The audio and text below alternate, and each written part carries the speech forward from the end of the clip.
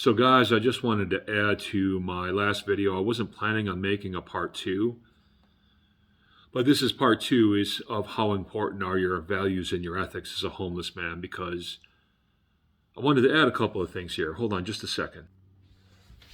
Okay, I'm back. Okay, so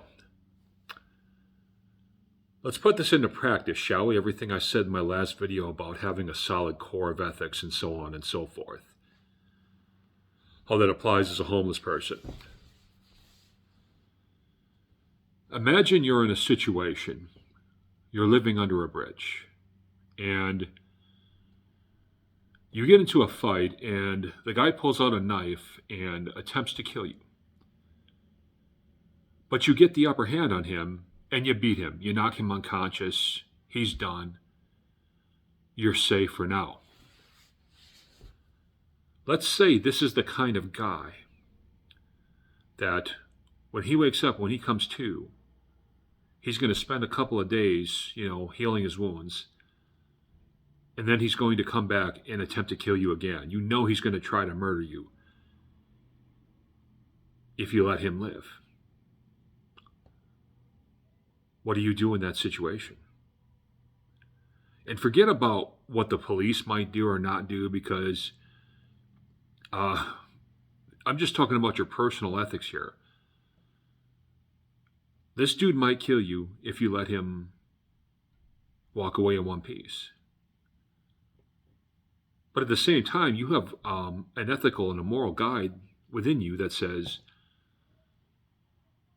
I don't want to hurt this person anymore. I've already got him beat. I've made my point. What do you do in that kind of situation? You understand what I'm saying? These are the kind of things that these are the kind of decisions that you might be faced with as a homeless person.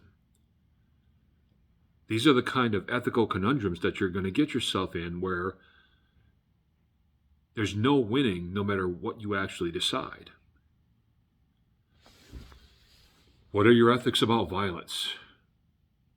Do you have different ethics about violence for different situations? I do. How far do you go when encountered with a violent situation? If the person was trying to seriously injure you, but you defeated him easily, do you still just go for the gold and try to seriously injure him because you know that was his aim at you? Or do you let it go because it was such an easy victory and you just knocked him out with one punch?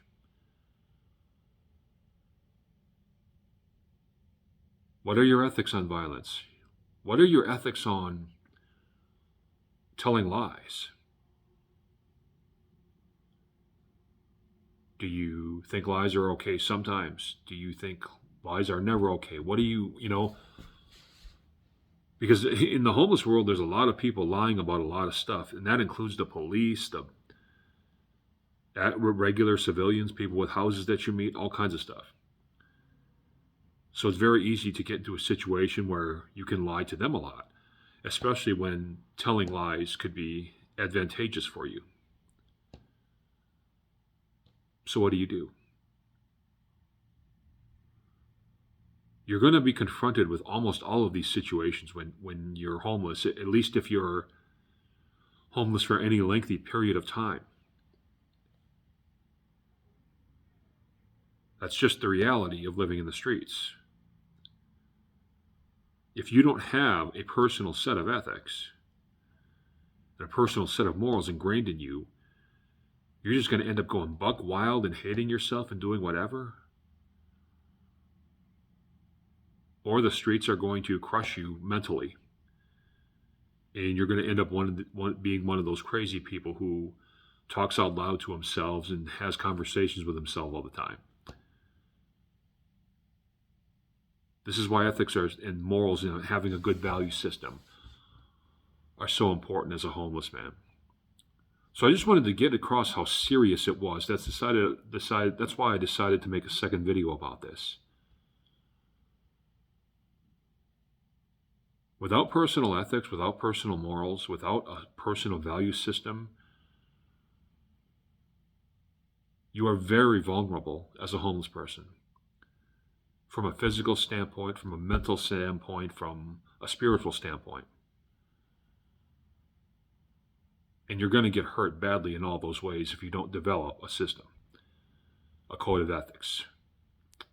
That's all for today. Cash App's link down below. Have a great weekend.